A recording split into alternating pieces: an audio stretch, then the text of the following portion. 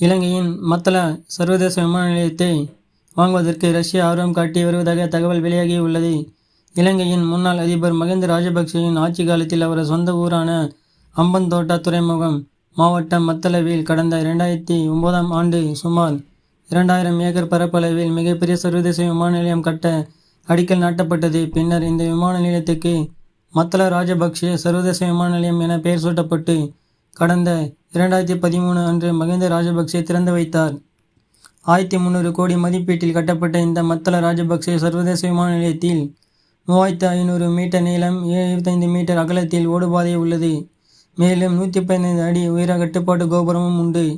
இந்த விமான நிலையத்திலிருந்து சேவைகள் வழங்க தனியார் விமான நிறுவனங்கள் தொடக்கத்திலிருந்தே பெரிதாக ஆர்வம் காட்டவில்லை.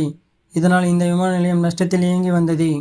பின்னர் இலங்கையில் ஆட்சி மாற்றம் செய்யப்பட்டு புதிய அதிபராக மைத்ரிபால சிறிசேனா தேர்வு செய்யப்பட்ட பின்னர் 2015 அன்று முதல் மத்தள ராஜபக்சே சர்வதேச விமான நிலையத்தின் சேவைகள் நிறுத்தப்படுவதாக அந்நாட்டு விமான போக்குவரத்து அமைச்சகம் அறிவித்தது. இலங்கையில் உள்ள அம்பந்தோட்டா துறைமுகத்தை சீனா 99 ஆண்டுகள் குத்தகைக்கு எடுத்துள்ளதால் அதன் அருகில் உள்ள மத்தள விமான நிலையத்தை இந்திய அரசு குத்தகைக்கு எடுத்து மேற்கொள்ளும் முயற்சியில் 2016ஆம் ஆண்டிலிருந்து ஈடுபட்டு வந்தது.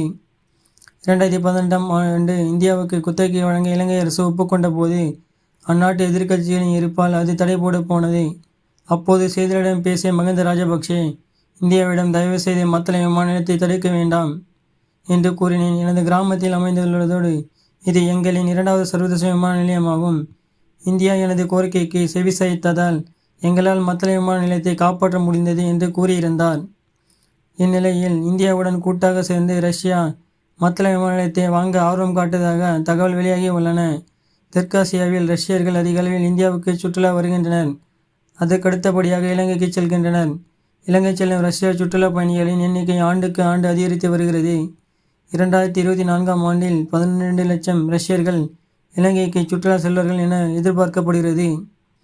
இலங்கையின் விமானத்துறை அமைச்சர் ருவன் சந்திராவுடன் இலங்கையினான ரஷ்ய தூதர் லெவன் எஸ் தகாரியனின் சமீபத்திய கலந்துரையாடலில் போது மத்தள சர்வதேச விமான நிலையத்தை இந்தியா மற்றும் ரஷ்யா இடையிலான தனியார் கூட்டு முயற்சியுடன் நிர்வகிப்பதற்கான உடன்பாடு எட்டப்பட்டது என இலங்கை ஊடகங்களின் செய்திகள் வெளியாகி உள்ளன.